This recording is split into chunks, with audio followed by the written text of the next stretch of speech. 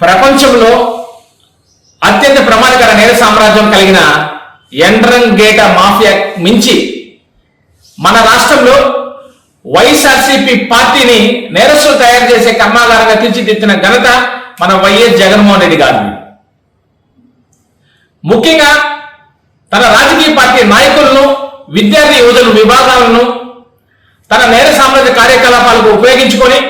కుల మత ప్రాంతాల మధ్య విద్వేషాలు, ప్రజలపై రఫా దండయాత్రలు, ఫేక్ ప్రచారాలతో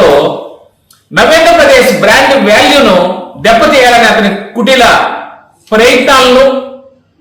ముఖ్యంగా నేరస్తులు సంఘ విద్రోహ శక్తుల పట్ల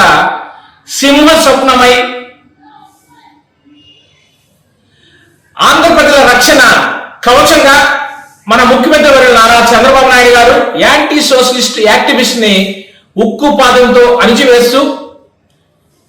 క్రైమ్ ఫ్రీ స్టేట్ గా తీర్చిదిద్దాలనే ఎన్డీఏ కూటమి ప్రయత్నాలకు రాష్ట్రంలోని ప్రతి ఒక్క పౌరుడు విజువల్ బ్రోవర్ గా మారి తన సహకారాన్ని అందించి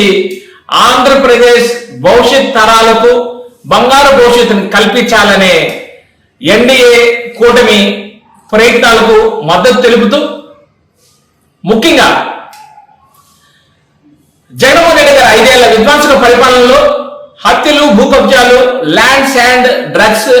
లిక్కర్ మాఫియాలతో వేల కోట్ల ప్రజాధనాన్ని లూటీ చేసి తన నేర సామ్రాజ్య కొనసాగింపే మొన్న వైఎస్ఆర్సీపీ విద్యార్థి విభాగం అధ్యక్షుడు కొండారెడ్డి గారు ఇంజనీరింగ్ కాలేజీ స్టూడెంట్లకు డ్రగ్స్ సరఫరా చేస్తూ దొరకడమే నిదర్శనం. ఇటువంటి జే గ్యాంగ్ ఆగడాలను తట్టుకోలేకే ప్రజలు వైఎస్ఆర్సీపీ పార్టీకి ప్రతిపక్ష హోదా కూడా ఇవ్వకుండా